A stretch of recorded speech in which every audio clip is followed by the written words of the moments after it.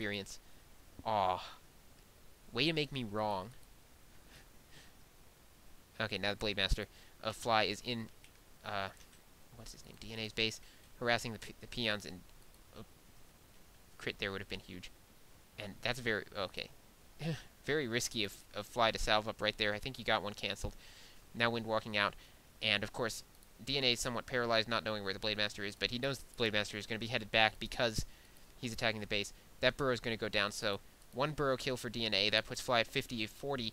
Going to go for a second one, going a little bit deep in, and yeah, Fly has some good burrow placement here because that one's quite deep into his base, and DNA's army may get a little bit stuck here. We'll see what happens. Devouring that grunt, that was a little careless by Fly to let it be devoured, but maybe he was trying to fill up the Kotobi's stomach, as it were. Oh, wow. Almost manages to kill it, but instead the Kotobi gets away with 41 health, and that grunt will be devoured slowly over time. Fly having to put up 2 more burrows, not getting too much out of that battle, so a good skirmish by Bringer. Let's see. Bringer building a watchtower. I'm not sure why he's doing that. He's building it in a very awkward position right at the front of his base, and that's not going to be much help if there's an attack, because it will get taken down in an instant. He's at 48 of 60 food. Fly, I believe, is still at 50, but he's going to lose that grunt in all likelihood. Now continuing to creep while he can't build, 50 of 30 food. While he can't build units, he's going to continue to creep and just try and get his heroes high level. He's got, 3 sets of claws on his Blade Master. Sobi Mask, that's a very nice drop for a Shadow Hunter. Going to swap it with a Circlet, undoubtedly. Yeah, going to go ahead and do that. Meanwhile, Bringer's sending his Blade Master to harass Fly. Going for the burrow is not going to be particularly successful at killing it, I don't think, because Fly can send peons to repair it. But actually, Fly not sending enough peons may have to send an extra one to keep it from going down. And this is an annoying thing about burrows. You just need so many peons to repair them against a single hero harass. It's really unfair, and yeah. I wish they would increase this in the next patch. It's extremely irritating. He's going to lose the burrow with 5 peons repairing it. That is just ridiculous. Of course, it is a stacked Blade Master with a claws plus 6 and a claws plus 12, but still. So, Fly losing another burrow. Fortunately for him, he's at 50 of 50. DNA switching to the other burrow, and this Blade Master has really being irritated. Now, what item did he get? He got a Brilliant Aura. So that Shadow Hunter is going to have tons of mana, and I wouldn't be surprised if Fly tries to creep that very aggressively to level 5, because that much mana with a level 3 healing wave is going to be very influential in battles. It's going to win battles by itself. I mean, level 3 healing wave, any healing wave is very good, and now it looks like Fly's checking on DNA's expansion, probably thinking that there is an expansion going up, but there is not. When you see a player harassing your DNA putting up a tower, interesting.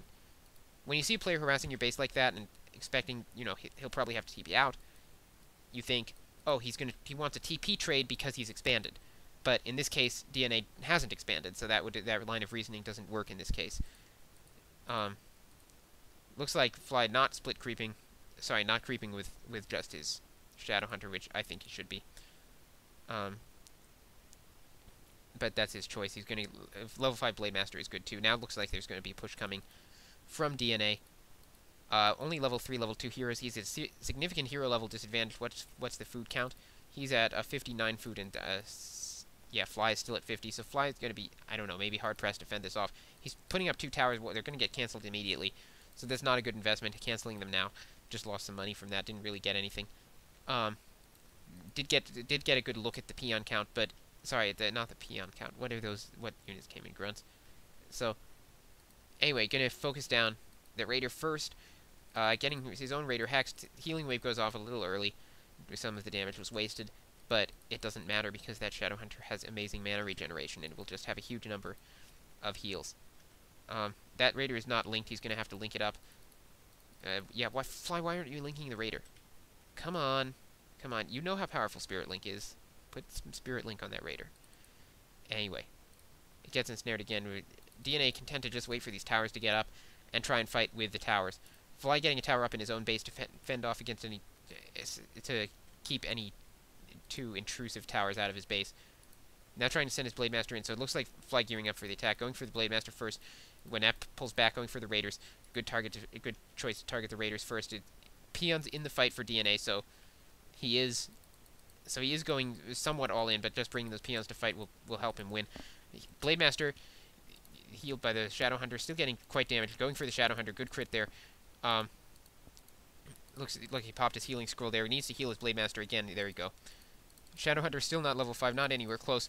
Going for the Shadowhunter. Hex goes off. Not going to be able to use it in one pot in time, and that Shadowhunter goes down. Blademaster hits 5 for fly, and that was very nice Hex there, and that's exactly how it should be used. Preventing the invuln pot, using it on the Blademaster. Blademaster not going to be able to kill it because it was already invisible. Unfortunate there, and good timing for the DNA on the Windwalk, but yeah, DNA at a significant disadvantage in that battle, about to lose a lot of units thanks to spread out Spirit Link damage. And he GG's. Maybe a little bit premature, but he did not have a TP, and so he couldn't really extract his army, so never mind. Not premature at all. He should have had a TP on one of his heroes. I don't think he even had it on his Shadowhunter, but it was a moot point anyway, as the Hex was very well timed. So, yeah. Well played by Fly, and he's taken 3 games in a row now. Yeah, taking one from Fix, one from Bringer, the last one which I should remember, and one from DNA. So, Fly 1 away from an all-kill, striking out the side, sweeping Hoorai. One more game.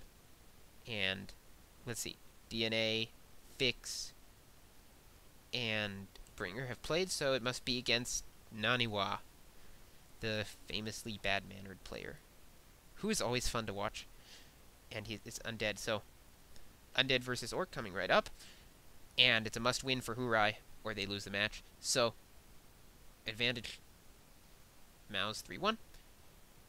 Anyway, yeah, this time's rant was not very good, and it wasn't even about Warcraft.